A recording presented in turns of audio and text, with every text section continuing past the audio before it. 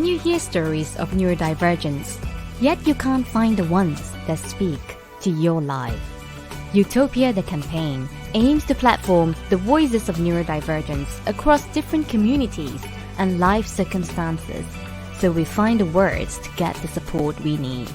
Join me, Samantha Hugh, Director of ADHD Girls, as I uncover hidden stories of neurodivergence that come from a few, but speak to so many parts of our lives.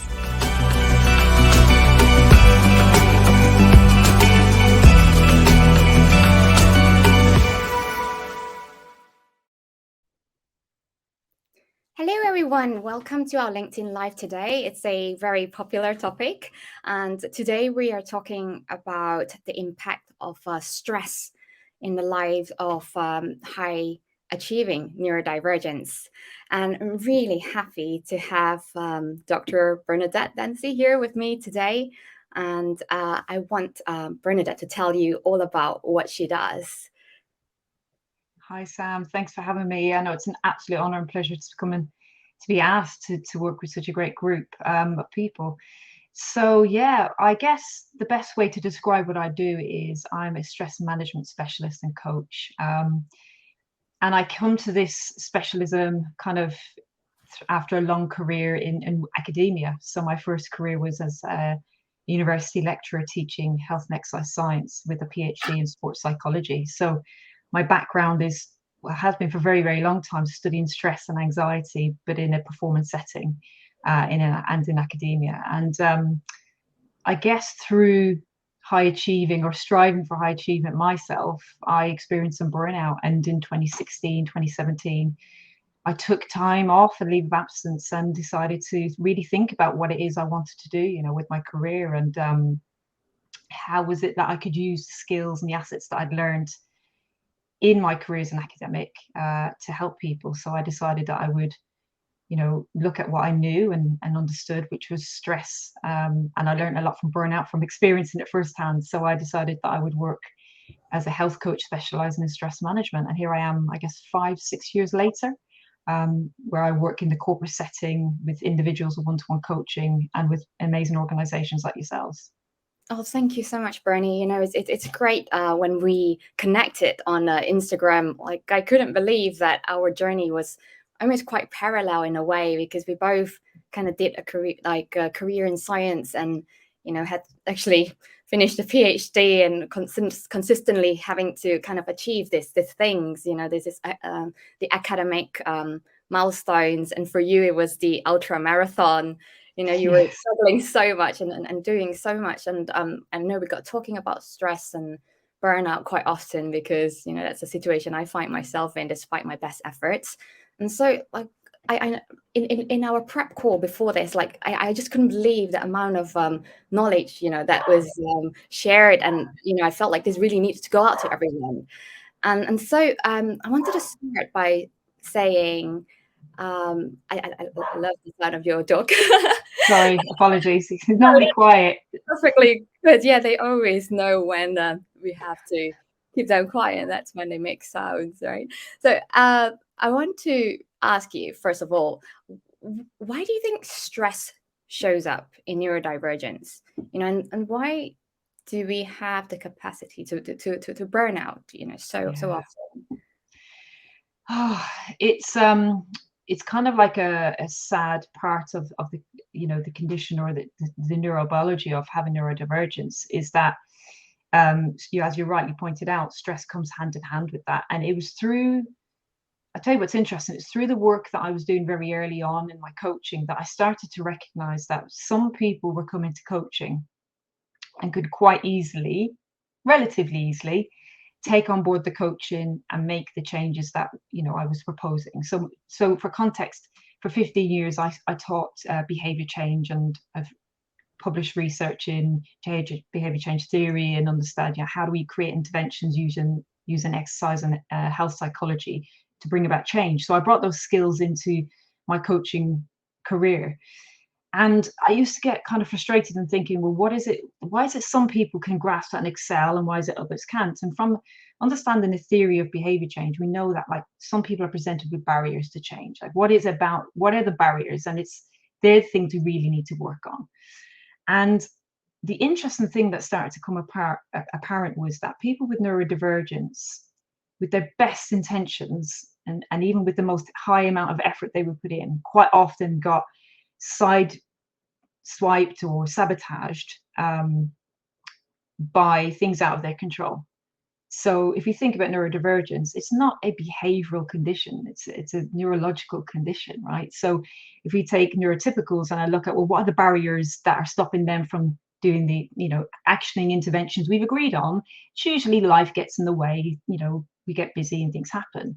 And when we speak to neurodivergent people, I was recognizing that actually, it's not as easy for them because there are things, neurological things, that are in their way.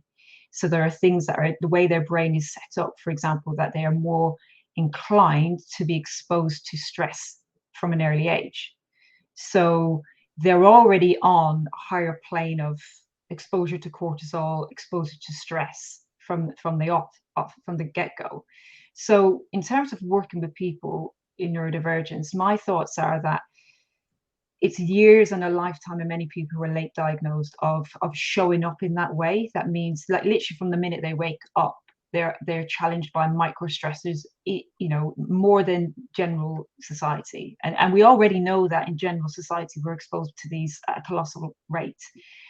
But if you're someone who struggles with time blindness, or you're somebody who struggles with noise, or somebody who struggles with, procrastination, getting going in the morning, from the minute you wake up, you're exposed to this stress, which affects your cortisol level. So the reason that neurodivergent people may be more prone to that, are more prone to burnout, is if you've got that constant exposure over time, you're more inclined to burn out. Now, if we think about cortisol being the hormone that we release when we're stressed. In neurodivergent people, especially in ADHD, acute stress is a good thing because actually it gives us a bit of cortisol, which can release dopamine. So in terms of acute release of stress, we get a dopamine hit, and that makes us feel good. But what we can see is that there's a blunted response to a blunted response to dopamine when we're exposed to chronic stress. So if you take somebody who's been drip fed, exposed to chronic stress their whole life because they're having to show up in a certain way to fit societal norms, to fit careers, to fit jobs, to fit the time they got to get to school, it's quite likely they've been exposed to chronic stress for a long time. And therefore making changes need to be considered within that neurological lens, not just, well, let's just, get up a bit earlier. Well, actually, there's so many other things we've got to consider. We've got to treat stress from a neurological and behavioral point of view when we work with someone with neurodivergence. Thanks so much, Bernie. I thought about so much of the science behind what you said, and you were right. We are more susceptible to stress because of our neurobiology, but also we pursue it because the things that you were talking about in terms of the stress response. The cocktail of hormones that gets activated when someone is in stress, including the adrenaline and noradrenaline, which is norepinephrine, is something that is at an imbalance level within ADHDers, and so that explains why we could only really get our butt in gear when we are stressed, and when we have an urgent deadline, or when there's a sense of competition, or there is something that is like dire, that will sort of kick us into this, fight or flight almost. And then that gets us to do the work. And that is really difficult to live with your entire life, where you're trying to recover from burnout and then having to meet stress in order to get started again. And what you're saying about treating stress, not just in terms of looking at the behavior-based, the neurological and the thought patterns as well, but because it's not just about setting boundaries, is it? It's about our mindset that needs to change entirely. And it's like a holistic, management all-round thing, right? Yeah, and it's also working with it, right? You say you got to change your mindset. A lot of the work I do is helping neurodivergent people to understand that. It's really an educational pathway in terms of coaching, working with people with this to manage stress. The first part of it has to be understanding the biology of it. Lots of people go around in life with conditions and not really fully understand what's going on beneath the surface. Now, neurodivergent people tend to be quite interested in their conditions and tend to invest a lot of time and energy, especially when you're working towards diagnosis, to get that knowledge, because you want to understand why it's like where I'm at. But there are also quite a lot of people who aren't, right? And they kind of just superficially just kind of go on, oh, well, I know I'm, you know, quote unquote, like a bit disorganized or whatever. But however, you know, we've got to understand the why behind that, because that's where the knowledge of that is where the power comes in. Because as soon as people start to understand why they are that way, they can change their behavior, but also they have more acceptance, right? And if we are more accepting of why we show up or why we may need that hit of adrenaline or cortisol to get us out of the office, into the office, and we understand that, we can be more accepting of ourselves. And if we're more accepting of ourselves, then we're more able to show up, you know, mask free, or in a way that doesn't mean that we have to double down on our efforts, because, you know, we have to make sure we're on time and organized. And the amount of effort a neurodivergent person has to put in place to meet the demands of a neurotypical society and neurotypical world before they, like I said, leave the house, it's a colossal amount of effort and a colossal amount of adrenaline pumping through their veins, etc. But by being aware of that, you go, oh, okay, I understand. Then we can help people to maybe work with that and not constantly change so that they're fitting in the mold. Does that make sense? So it's more like, okay, well, if this is how I'm wired and this is how my hormones want to work, how can I work to their strength? Because as soon as you try and work against them, we become overwhelmed. You talk about, we seek out that adrenaline hit, that cortisol hit, right, to get us going. And I see this a lot in the people I work with who end up what we call being like these high achievers. It's that we get the next goal, the next goal, the next goal, and lose interest relatively quickly. But what are we really chasing? What are we really looking for? It's living a life that needs that push, that drive, that goal. And like I said, if you do that long enough, when we look at hormones and when we look at how the brain functions, well, chronic exposure to that level of stress downregulates your ability to kind of experience the reward from it. And then we end up in this territory of burnout. So that's really interesting about what happens to the body when you burn out, is that you almost need more stress in order to, you know, feel normal, like throughout your life. And then you find it harder to relax after that. And then you just go on this perpetual hamster wheel, as I call it. And, you know, it's so hard to then come off it and then do things differently. And I know your work involves coaching a lot of high performing leaders, you know, who may have undiagnosed neurodivergent or are, you know, or identify as neurodivergent themselves. And so because you mentioned that the people you coach tend to be women, you know, executives in leadership positions, you know, I want to talk to you about the societal rules that we all subscribe to and what this looks like in terms of women, men, and various identities. Yeah. Yeah. Yeah, it shows up, doesn't it? When we look at high achieving and the people I work with, again, I always say this to them, right? You know, they kind of quite often they turn up and show up for stress management coaching and they'll say, but I don't feel stressed. And I always kind of a little giggle to myself. And it's interesting. Well, you signed up to see a stress management professional, but you don't feel stressed. And that's a bit of a show or a bit of a tell to me, because what's happened is that individuals normalized the psychology of stress so much that it's part of their lives. They're used to flying by the seat of their pants. They're used to performing incredibly hard under pressure. So they've normalized the emotional, the psychological part of it. But we know stress is twofold: psychological and biological. We cannot separate the two. So we have to consider what that person's bringing to the table. If they're bringing a mindset where, well, I don't feel stressed, but I know there's stress going on, then we have to help them to understand the physiological component.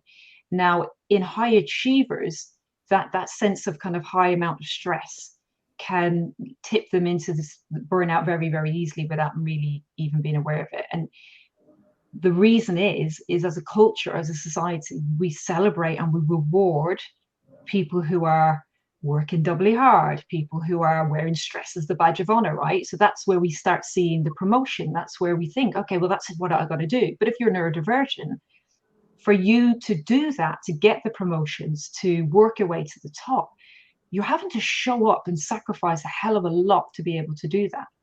You know, I was speaking from my own point of view, like I was trying to publish research and seeking professorship and running ultra marathons, and I had 2 young children, right? And you think you can do it all. And then we look at the gender differences, and I think about my husband versus myself at that point in my career. Well, I couldn't be it all. I couldn't do it all. And, you know, in order for me to take promotion in a managerial sense in an academic institution, I would have needed to take on managerial roles, right? So, but that wasn't something that I had the space for, you know, the capacity for to work with managing other people, because I was so driven to focus on myself and publish my research and do my thing. So when we look at society and we look at high achievers, we got to start looking at what is their skill sets. We can celebrate and reward their high achievement, their performance, but we also have to be very wary and careful of what are they sacrificing to get to that. So pay attention. Like, what are the things that they're having to double down on to be successful? What are the things that they are making adjustments for, but actually they're suffering in the background? So they're working late nights, they're not exercising, perhaps they're sacrificing family time. And when we look at the gender differences, you know, we know that physiologically women experience stress very, very differently from men. And in fact, if we look at the statistics, women are 50% more likely to experience stress than men. And that's not because they're women, and that's not because it's a weakness. It's developmentally, we have a more prominent or active amygdala. Women also experience acute anxiety and acute stress, have a blunted response to acute stress, and it stays around for longer. Whereas men, they'll have an acute response to stress and it goes away quickly. So if we think about in the workplace, not only are we looking at, you know, high achievers in the sense that they're making behavioral adaptations, there are physiological adaptations from a gender point of view. And then we layer on top of that the neurological differences that we've got with people who maybe have ADHD. So you can suddenly then begin to see that what that person's shown up and producing as a document or a piece of work or a product or a contract is a byproduct of them having to deal with a hell of a lot from a biological, physiological, neurological point of view. And it's not always, do you see what I'm saying? It's not just the end product. 2 people can produce a product and it's an incredible piece of work and 2 people can get promoted. But actually what those 2 individuals have had to do to get to that place needs to be understood and respected, because if not, we're going to see more people burning out because they're really sacrificing a lot of themselves to get that done.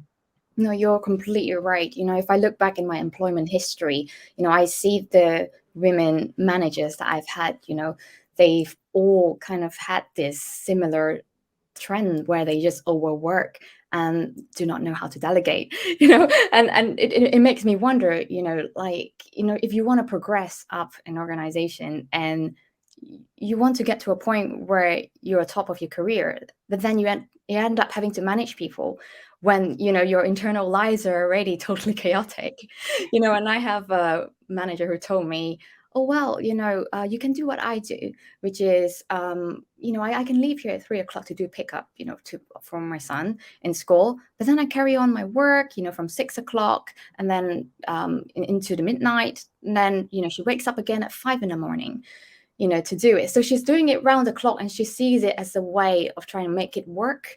Yeah. And she was giving me advice because I was the mother to a toddler at the time and I didn't know, you know, how I was going to do it if I don't finish work at 5 o'clock and then go home and just like not think about it for the rest of the night. But for her, it's like all the time, you know, and I don't know whether that's the right mentality because she always looks so tired. And then, no, it's insane. And it's not only that it's not right, it's kind of wrong because, like I said, what works for one doesn't work for another. Okay, so you may, that person may be neurotypical, that person may not have a lifetime of chronic stress that they've been exposed to. They may not, we don't know. But what I'm saying is, you know, in your case, you're layering all of that pressure and all of that, you know, physiological load and stress on your body, because you're exposed to lack of sleep. And then when we add lack of sleep to the equation, we're affecting our circadian rhythm. We're changing our cortisol deliverance. Women, if you look at the research, there's something called a cortisol awakening response, which is a very normal, natural response that we all have. We have to have cortisol or we wouldn't function, right? You and I wouldn't get on this call on time, like we wouldn't cross the road if a car was going to get. We need cortisol. And it rises in the morning to get us out of bed, to get us going, to activate us. And as the day progresses, it lowers, and we should be at its lowest before we go to bed, right? And that makes sense. But when we're drip exposed to stress throughout the day, our cortisol awakening response it varies. Now, when we look at males versus females, women have a very variable cortisol awakening response compared to men, except for at the weekend. At the weekend, males and females, the cortisol awakening response, meaning high in the morning, low in the evening, are similar because we relax into the weekend. But in the working week, women, because we've got children to manage, some Christmas fairs to organize, like birthday presents, the emotional labor, rightly or wrongly, that comes with culturally for females means that women are drip fed this stress more so than males. And we see it in the research because the cortisol awakening response is so variable. It's so out of whack throughout the week. Now, we can get away with that if we have a good lifestyle, if we've got other people to help us, if we can absorb the stress. Most of the work I do with people is to say we need to create a buffer, i.e. space between your tipping point and where your stress levels are. So for your employer or your boss or our colleagues to say, oh, just do this and just live off 5 hours sleep. In terms of your circadian rhythm, in terms of exposure to stress, that's ridiculous because it's just chronic and it's bills and bills and bills. And you might not break down that month, you might break down the year later, but it will be because of the year's exposure to that kind of way of living that your nervous system, your physiology, and especially exacerbating people with ADHD, won't be able to tolerate it for that amount of time. No, you're completely right, and that's why I go on like a broken record about how we should pace ourselves, because like just to have some moment to allow your brain to reset, before you sort of go back in and do the work is so important because we need to learn to down regulate, as you told me when you saw how many events I've had this month. And I want to touch on the subject of hormones and biology because we had some really revelational topic to discuss about this, and it is that because I've always wondered, at the age of 41, am I perimenopausal or am I just really stressed? Because since starting ADHD Girls and having to work long hours behind the scenes and doing so much that like half of what I do, that doesn't get seen. And so I wondered, like why during like maybe 20 days of the month, I was feeling this kind of dysregulation, and I couldn't really function if someone was interrupting me, when I needed to have this single focus, I had to do the work. And, I talked to hormonal specialists. I thought I was perimenopausal. And then there's one person who actually made me think twice, was my naturopath. And she said, is it perimenopause or is it hormonal imbalance? And that's when I started looking into it, and I found out that cortisol actually impacts estrogen. And as we know, testosterone, so it is, something that can impact both men and women. And can you tell us, from your perspective as someone who's studied and researched stress for so long and the impact of hormones, like what it does to men and women? Yeah, you're so right. And I see this a lot, actually, especially as more and more women come out and share their stories about late diagnosis, they start to kind of think, oh, I thought this was perimenopause, or maybe it's ADHD, or maybe it's autism, or, I was watching the One Show last night and Davina McCall was on there about a new book. She's talking about the menopause and she shared her experience of realizing that she was perimenopausal, and she describes it as just feeling like she thought she was going insane, and we start to look for these reasons behind why we might be, and we look for labels. And so you're right, there's a hormonal component. There's 3 things we need to look at here. One, there's a hormonal component to stress, which we've already briefly touched on. That when we are stressed, it has a direct communication with our sex hormones, which makes sense, right? From a reproduction point of view, the human body will prioritize survival over reproduction. So if we're in a stressed state, meaning cortisol's high and it has been for quite a long time, we will downregulate estrogen, female sex hormone, men have some too, and testosterone, male sex hormone, but females have some too, right? So those hormones are downregulated. Now, when we have lower levels of estrogen, that mirrors what happens when we're perimenopausal and we're going into menopause. Because what is the menopause? It's when estrogen starts to become lower, and then the other hormones have to shout louder to be heard. So you've got other hormones that help with ovulation, follicle stimulating hormone, luteinizing hormone, for example. They have to upregulate to do more work because estrogen's downregulated, right? So when we think about, when women come to me and I'm thinking, okay, they're of that age, much like yourself, much like myself, and we start to think about what's going on here, I'm like, is this chronic stress that's compounded their estrogen, or is this perimenopause? Now, the best way to find out would be to physically get your bloods monitored and measured, and then you would know for certain, right? Is this, and not just on one occasion, it's over a couple of months, so you can see the difference. You know, you might do it on one occasion that had a really stressful month, like you say, for those 20 days, the amount of work you're doing. And that will give you an insight. But actually, if you replicate it 2 or 3 months down the line, you'll be able to see, well, yeah, actually, this is a menopausal thing. If it's stress, like I said, you'll experience downregulation of estrogen, which is brain fog, fatigue, anxiety, forgetfulness, emotional dysregulation, all the symptoms of the menopause. And in men, well, in women, if it goes that long, we can even see disruption in difficulty to conceive and loss of our period even. I've worked with people, I worked up until last year in an eating disorder clinic, helping women restore their period, help them to conceive, and also manage their menstrual cycle so they can return to athletic performance. And what we see in those people is once they manage their stress, they're able to communicate to their hormones and everything goes back online again. So that's another way of kind of looking at it.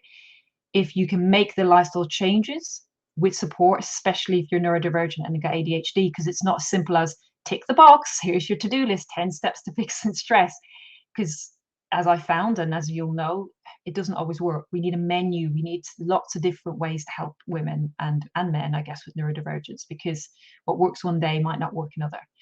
So that's the first thing. And then we look at the menopause. Well, what we know is, like, as I said, we get this downregulation of estrogen.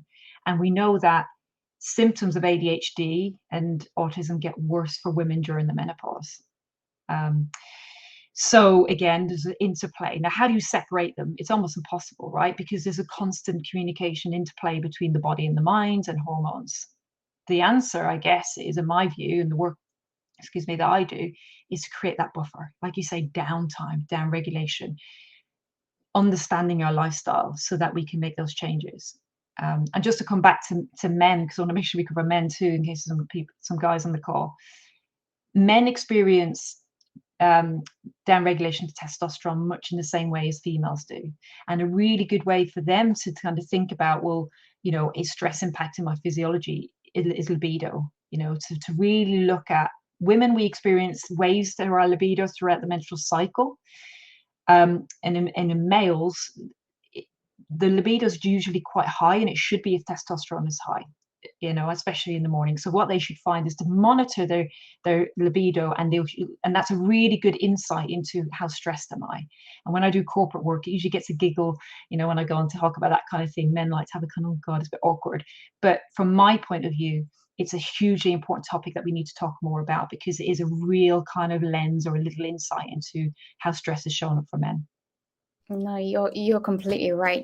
Like, it impacts all of us, and it's just how we show it and when we show it, that is kind of the difference, I suppose.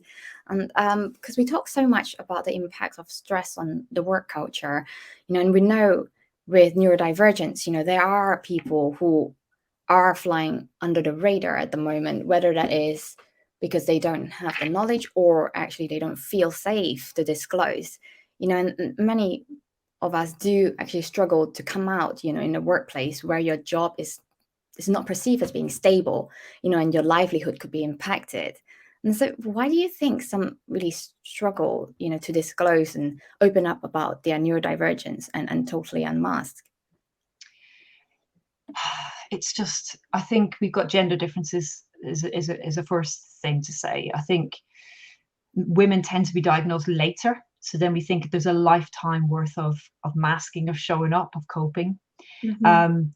If you think about it versus men who tend to maybe diagnose younger. That said, I've got a client who's in his 40s and has just been diagnosed. And it's a game changer for him. When we started working together, he was in a new organization and didn't feel like he was in a place where he could share that information. But equally, he understood that if he continued to work how he was burnt out, and he probably needed to leave that job.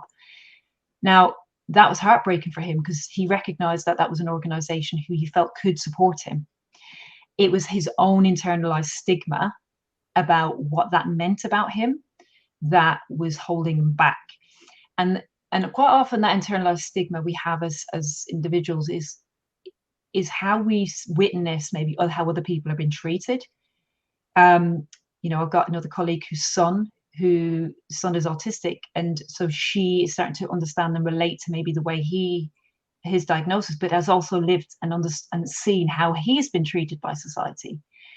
So I think we're at such it's a tsunami of kind of self-diagnosis, self-realization for so many positive reasons, and people like yourselves, ADHD girls, doing such incredible work, that this is so new, it's so juvenile, that I think it's just going to take a while for people to process it, for what it means to themselves and how we show up in society, how just have that reassurance from organizations that reasonable adjustments can be made, that it doesn't, that we can value the work ethic, the high achieving, all of those qualities, incredible skills that people bring, without brushing under the carpet the suffering, the anxiety, the overwhelm, because that's what we've been doing for far too long.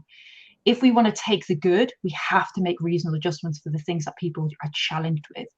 And they're only challenges, let's be honest, because society says things have to be done a certain way, right? Because the neurotypical world says it's got to be done this way. That's why it's a challenge. It's not a challenge for the neurodiverse person, because actually that's just how they are. And if they're given the freedom to be how they are, they can recognize that, well, actually, I do this stuff incredibly well. And if I didn't have to, in inverted commas, do this stuff, or I got support and help to do this stuff, because there will be other people who do that stuff exceptionally well. People who do, I don't know, I've got an accountant, I couldn't do that, right? So they've got that skill set. Why am I stressed to worry about that? People who are, when I worked in the university, we had a team of 6 administrative secretaries, and they did incredible work. I couldn't do that role. So it's looking within organizations to, when people try to identify or feel confident that they can identify, that we go, okay, what are the strengths and what are the areas that we can focus on strength? And if everybody works to their strengths, well, there are no challenges. Mm-hmm. And that's a bit of a kind of like utopia world, right? Yeah, But I think organizations are leaning more to that. We're starting to recognize that. Why are we? It takes time and effort, and we're losing people to stress and burnout. And actually, let's try and harness our strengths. So I think, knowledge, understanding, education from the great, incredible work that people like yourselves and some amazing other podcasts and stuff out there in the world are doing, to change the perception of society as to what is a neurodivergence, and how it can be used in the workplace. And then that individual will be able to kind of turn within themselves and harness, because they're on a learning journey themselves, right? Like I said, it's a lifetime of maybe living a certain way. That takes time. That, habits need to change, like understanding, self-acceptance, awareness that you need a down-regulating day. We forget these things. So it's like, okay, put it in my diary, and that's okay, that's acceptable, as opposed to you're lazy because you're taking 2 hours off after maybe a podcast episode or something like that. No, completely. The amount of neurodivergence that identified as being ADHD or autism, Tourette's, dyspraxic, dyscalculic, later in life, being diagnosed with this label, and then realizing that, oh, there's actually no support. And now there is this huge stigma I have to deal with, and when I go back to work, do I tell people about it? Do I feel safe, to do so? Do I have people who understand?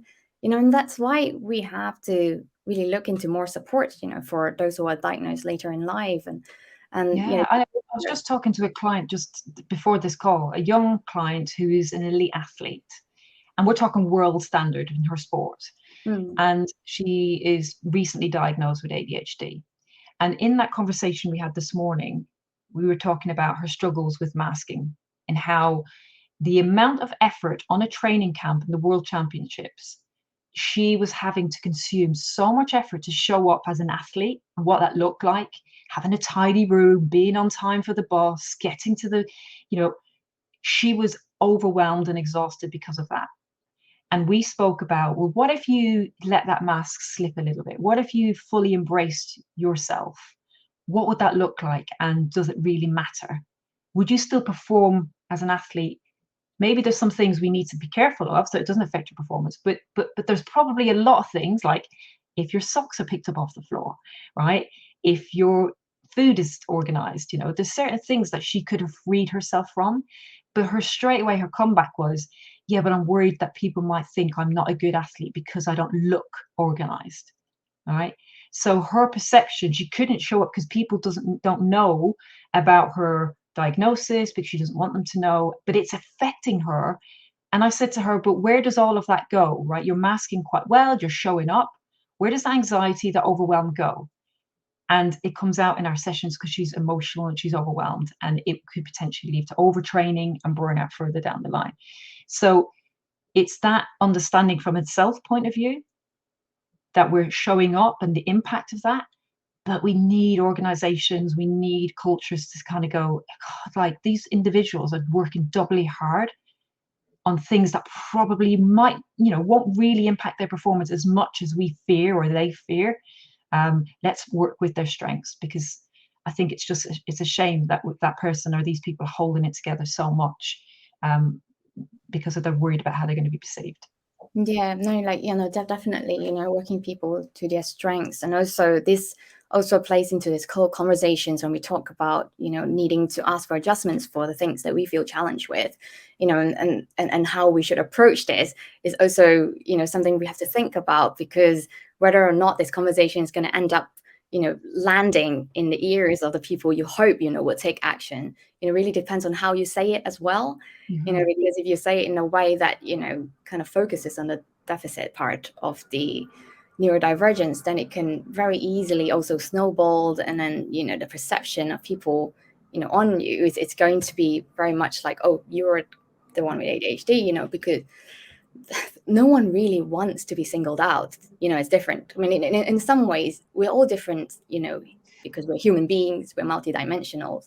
But, to actually be singled out and bolted onto the team, that's not what we want. We just want to do our good job. And we want to love what we do as well.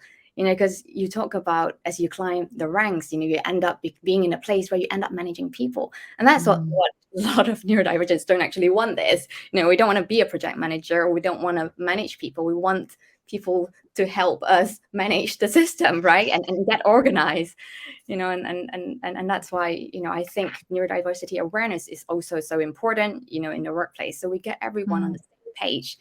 And then there's safety, to be yourself almost. And you can be yourself in whichever way you want, right? So it's not a massive coming out. It doesn't have to be, because that is stressful, right? Like you say, that might bring, because, stereotype views or opinions on you. It might mean judgment. It might mean that actually colleagues are resentful of maybe reasonable adjustments like given to you, etc. But also just a label. So I think not everybody has to be loud and proud and say where they're coming from.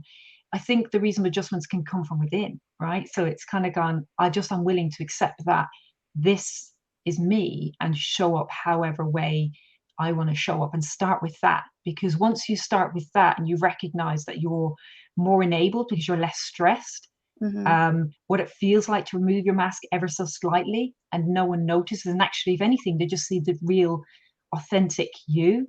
Not that you've announced it, but you just see your real vulnerable self. It'll be really interesting to see how that feels. And because, like I said, it's all of the effort that it takes to show up how you think society expects of you is what contributes to burnout. It's that suppression of true self.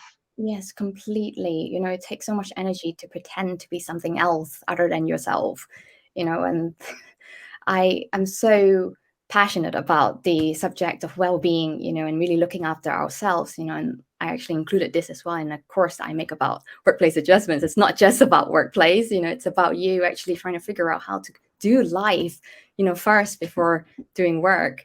Yeah. And so I'm really interested in the stress management strategies, that I know for each person it has to be individualized, it can't be, the same for everyone. But what are some of the elements, that, we should be mindful of when we think about managing our stress in our daily lives? So do you mean in general or in terms of neurodivergence? Well, in terms of neurodivergence, just because Yeah. that's the audience today. Yeah, and I think that's the thing. It's important that we separate the two, and I have to do that in the work that I do. So in terms of neurodivergence, we're looking at stress management. I could sit here and list off on how to manage stress, right? But the truth is, it doesn't always work that simply, because if it did, we'd all Google it and we'd all action it, um, and it'd be fixed. Ta-da! But unfortunately, it's not. It's a process. So I think it has to start with knowledge and understanding. Most behavior change begins with understanding, knowledge, better attitude, and that change that works on our intentions. So we have to start. A lot of the work I do with people is education, empowerment, and self-awareness. We start with that. We start with understanding ourselves. So if somebody's listening or in here today, recognizes stress, or even has that thing where they go, yeah, I'm stressed, but I don't feel stressed, so therefore I can't be stressed, right? Like that mistake most people make. It is often that you've numbed down or you've normalized that perception of stress. So I would say people need to start with reflecting on how stress is showing up for them. Okay. It might not be emotional. In neurodivergence, it quite often is emotional dysregulation. So we put the emotional dysregulation down to our neurodivergence, and not the fact that it's the stress building up that increases the frequency of emotional dysregulation. So self-awareness is the first step. In terms of approaches, I would say the other thing is to have conversations with our therapists and medical providers in terms of, firstly, medication. So I would say that has to be a conversation, and it's not for everybody, but when we're looking at neurodivergence, especially ADHD, it's a neurological condition, which with medication and the right type, and it can take time, and I fully appreciate that. But I would encourage people to have those conversations and start with that, because it's a medical neurological condition that with medication can be corrected. It's not something that a behavioral lifestyle we can help improve or we can manage, but actually when it's hormonal or neurological or a neurotransmitter, if we can get to the source, then that can help. So firstly, I would say encourage people to have that conversation. And then the second thing is work with either a neurodivergent experienced therapist or coach, and start to explore what that means to you, and understand what are your deficiencies or challenges, whatever wording or terminology people want to use, and explore that. Because as we rightly identified at the start of our conversation together, this is often a journey of a lifetime exposure to stress, and it starts very young. We know that neurodivergent people and ADHD specifically are about 20 times more likely to be criticized in a day than a neurotypical person. And that changes your wiring. So that changes your knowledge and understanding about yourself, your identity, your self-esteem. So you're going to have scars, or you're going to have trauma potentially, or some stuff that will be worthwhile exploring within a therapeutic environment. Okay, so I would encourage people to go down that route. And then we've got lifestyle. So the work that I do alongside therapists that I refer my clients out to is to start looking at, well, what is your hormonal state at the minute? What are your neurological kind of challenges? What are your neurotransmitters doing? And can we help you to harness an environment that helps you to have more control over those things? I'll often liken stress management and cortisol management, use the analogy of somebody who's got type 1 diabetes. A diabetic will monitor their blood sugar, will take diligent care and attention over what they eat and exercise so they can keep themselves in that healthy range. When somebody's stressed, and I treat my own stress like this, I treat it with the respect I would expect someone to treat their blood sugar as if they're a diabetic. It's noticing when it's rising, noticing when there's red flags. Have I put enough gaps and buffers in to bring it right back down and allow my cortisol to recover? So with people with ADHD or neurodivergence is that self-awareness. Can you feel into your body? Do you even know what it feels like to have stress rising, adrenaline rising, cortisol rising? And if you don't, then that's the work we need to do, because if you can tap into that, these are your early warning systems. Now, the other thing to say is, we know in ADHD, for example, and ADD, emotional regulation, we can have it well managed. We can have it nailed down. We can have the most perfect lifestyle and be very, very stress-free, but it can go from 0 to 100 really quickly. And understanding that about yourself is really, really powerful, because then you can put things in place to manage that. Because even if you're sat on a rock like a Buddha and you're meditating every day, there are neurological challenges that you're also working with. So there is no 10-step process. It's very personalized and very individualized, but people can start doing that themselves. It's paying attention. And then we can do things like, to create that buffer between your tipping point for stress and where you're at now, is we can look at things that you mentioned earlier. Your sleep. How much sleep do you require? Your nutrition. We know that there's evidence to show that certain nutrients, vitamins, minerals have a good impact or can influence dopamine. We know that people who eat enough food, because I've seen this in clinic before, people who are fasted or forget to eat for ADHD and go long periods, people who are trying to lose weight in a calorie deficit, anyone who's in a calorie deficit or trying to do those things, or maybe go low carb, that increases cortisol. So in neurodivergent people, I quite often find that having reminders and things to manage their nutrition is really important, because it's quite often the thing that gets easily missed and forgotten about. And whilst they're not going to fix or cure any kind of neurodivergence, what we can do is we can chip away and like put holes in that stress bucket, because it's all of those little things that can help. However, unlike neurotypical people, like I said, we need a menu, right? Because one day that thing that worked yesterday won't work anymore because you're bored of it now, right? It's no longer giving you that little bit of adrenaline hit. So it's having a menu of things to allow for that boredom and that kind of procrastination element of things to come into play, and know that each day is different. And that's where I say we need to kind of start. So that person-centered approach. And then lastly, I'd say is that we need to be aware of the comorbidities that come with neurodivergence. So because of a lifetime of trying to cope with stress, we're more inclined to be exposed to, well, any of the allisms. So alcoholism, exercise addiction, or exercise, overuse of exercise. We start to use those as coping strategies. So it's about looking at managing your coping strategy as well, making sure that we're not overdoing it on certain coping strategies, because then they just feed into that loop of chronic stress. Well, that's interesting because yeah, everything that you mentioned, lifestyle wise, is really spot on. But I also wanted to highlight the fact that once you get diagnosed with the ADHD, and then you're given this pill, and then you're sent away, to kind of deal with it yourself. But what you don't know is that being on stimulants, okay, it might help certain traits of ADHD, but it also enhances the hyperfocus. And that leads to you forgetting to eat and look after yourself, and it just perpetuates this whole cycle.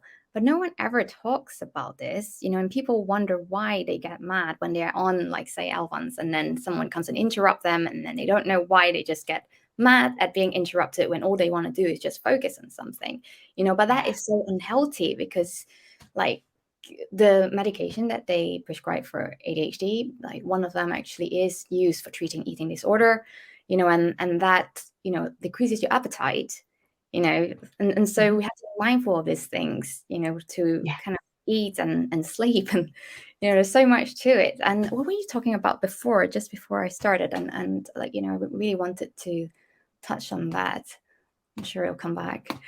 Yeah, but you're totally right. These are challenges people come up with all the time, right? It's reminders to eat, and okay, the very easy go-to is, set a reminder on your phone. Like, there's almost an assumption that we have these quick hacks that if you've got ADHD, all you need to do is write a post-it or set a reminder, and it's somewhat kind of patronizing to people, because it's like, yeah, but it's not that straightforward, it's not that easy. And that's where having a menu of services, or having an understanding that certain things need to almost be habitual, like that we have to brush our teeth, right? So there's certain things that we can attach with that and use in like ingrained established habits, like times of the day we have to pick our kids up from school, or we can when we need to, right? So it's attaching those behaviors to certain ingrained habits and behaviors that can help. There's ways around it, but expecting just quick hacks to fix it, if anything, it makes that individual feel like, well, I'm useless because I can't even even a timer, or I can't do that doesn't work for me, right? So it's having those kind of strategies, and blood sugar control is huge. Yeah, definitely. So Bernie, I'd really love, the work that you do. And if people want to, work with you, how do they find you? So the main two places I hang out are LinkedIn or on Instagram. I'm mostly over there, but my website is just my name. So it's bernadettedancy.co.uk. All of the information about working with me is on there. And sometimes people just want to have that initial conversation. So I do a 30-minute free consultation with people where we just have a chat. And the important thing about the work that I do is we have to be right for each other, right? So I have to be right for them, they have to be right for me, and it's finding that connection that's really important. So if people resonate, if they think they need some support and help, just head over to those places and just get in touch. And I'm always happy to have a chat with people. Oh, thank you so much for coming on to the podcast for the Utopia campaign. It's nice to hear all these stories, because what I find is that, we think that when we make adjustments at work, it's for, everyone. But then there are people who feel like, especially that they can't, tell people about their neurodivergence. And that's because they hold, quite a high stake position. And this happens to be people who are trying really hard anyway to keep up this facade, and so it's great that we have this conversation. Thank you so much. I really appreciate it. No, thank you for having me. It's absolutely my honor. Thank you. What did you think of this episode? If it resonates with you, do share it so we can empower other neurodivergents too. We want to open up conversations for neurodivergents across all communities, especially the ones who are underrepresented, so they can get diagnosed and find the support they need in life and work. I'm Samantha Hugh, Director of ADHD Girls, and you can invite me to speak at your organization or subscribe to my upcoming bite-sized video courses on ADHD and neurodiversity via a new learning platform called Utopia. You can find a link via my link tree within my bio on Instagram and LinkedIn. Special thanks to Qbtech for being such a wonderful collaborator throughout phase 1 of this campaign.